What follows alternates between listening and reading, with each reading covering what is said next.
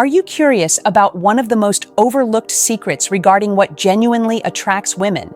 It isn't the physique, it isn't the vehicle, it's not even the charming lines, it's having limits. That's right, firm, centered, unapologetic limits. And here is the reality. Most men never grasp this. Limits don't repel women, they attract them. Now, I'm not referring to artificial alpha behavior or deceptive tactics. I mean authentic masculine limits, the type that stem from profound self-regard, unwavering direction, and a man who is certain of his identity. In this video, I'm analyzing 6 specific limits that activate unconscious attraction in women, not through coercion, but through simple presence. These are not attempts to control.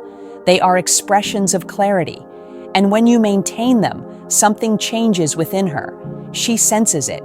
She honors it. She reacts to it. Limit 1. The benefit of not being constantly accessible. Your time belongs to you. That is the initial and most potent limit you can establish. At the start, this one seems risky. You don't respond to her messages immediately. You don't abandon your plans when she gets in touch. You don't reorganize your whole life just to be free for her at a moment's notice. Your brain shouts, "Hold on, won't she stop being interested? Won't she assume I'm indifferent? Won't she find someone else who replies faster?" In reality, the reverse occurs. When you aren't perpetually accessible, you transmit a message, not verbally, but energetically. My time is precious. My life is already complete. You are entering something that is already in progress, with purpose and a clear path. That slight tension, that minor doubt she experiences about how she integrates into your life, that enigma, it's compelling, because being constantly free shouts one thing: I have nothing else happening. Limit 2, the principle of no apologies. Decline without feeling guilty. This single limit can alter the entire dynamic. Here is the psychological angle that most men overlook. The way you decline is more important than the frequency of your agreement. Imagine this. She asks you to an event that doesn't fit your timetable or energy level. You wish to say no, but your instinct is to avoid conflict. Consequently, you find yourself saying, "I am so very sorry. I have this other commitment, and perhaps I can shift it, but I will do my best. I swear." You provide too many details. You retreat. You dilute your reality until it hardly resembles a limit at all.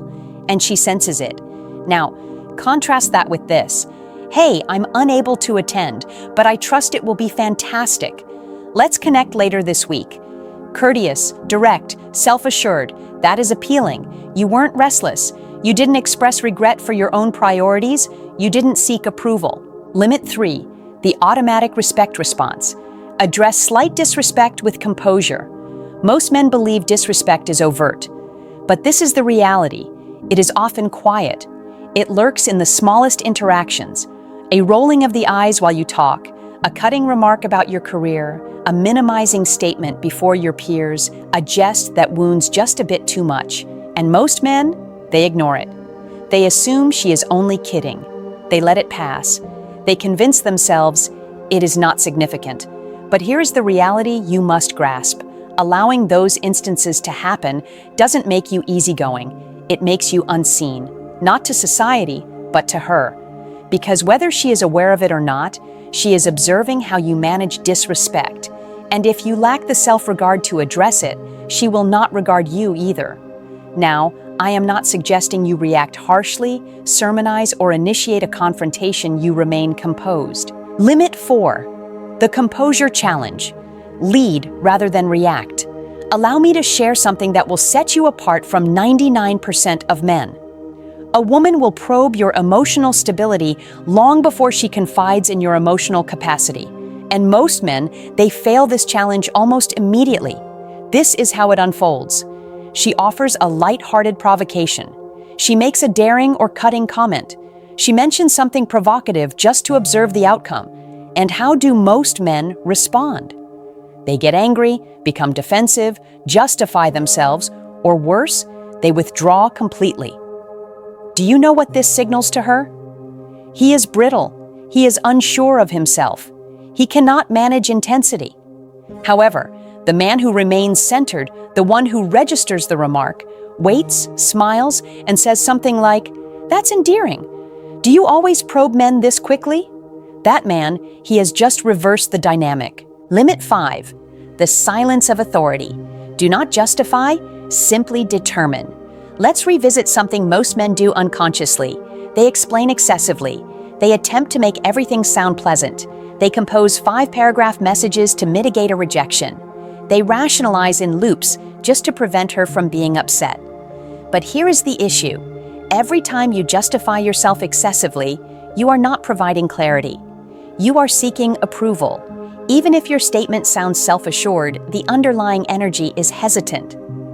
Let's use a common illustration. A man states, "I am unable to come over this evening. It's been a long week. My job has been demanding, and I feel I need to relax and recharge. I hope you understand. Truly sorry once more." Now, contrast that with, "I cannot make it tonight, but let's connect later this week." Do you perceive the distinction? One is a man attempting to validate his decisions. The other is a man accepting his situation. Limit 6, the code of prioritizing your mission. This is the limit that changes the entire dynamic. Are you prepared? Here it is. She becomes part of your path. She does not become your entire path.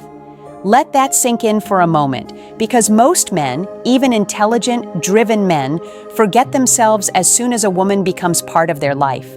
They alter everything for her. They modify their objectives, their timetables, their mentality just to maintain her happiness. And initially, she may appreciate the focus, but soon something changes.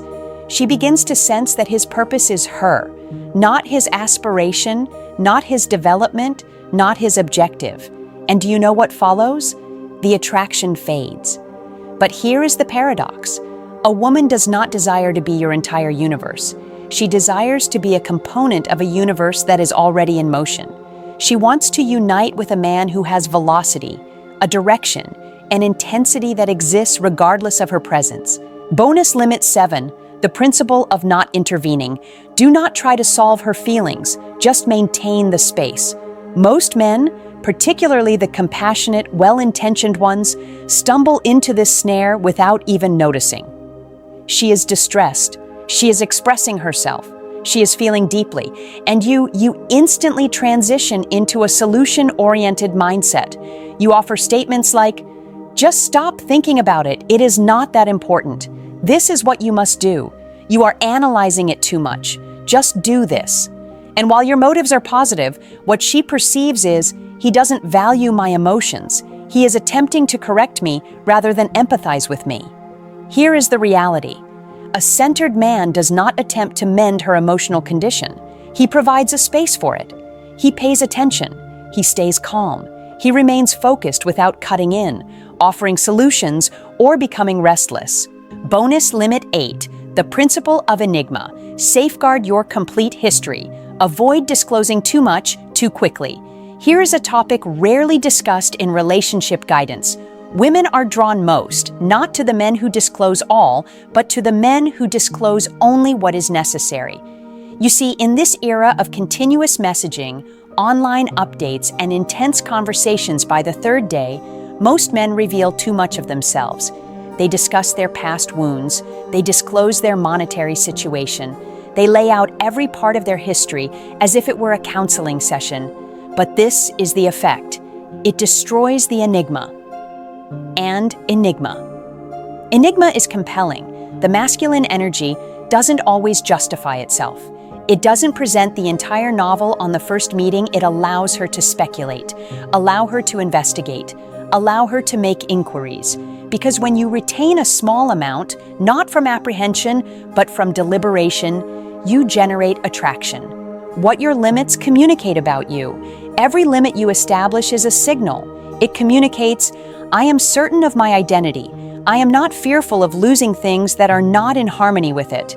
That type of masculine energy is not merely appealing, it is memorable, because this is what women sense, even if they don't articulate it.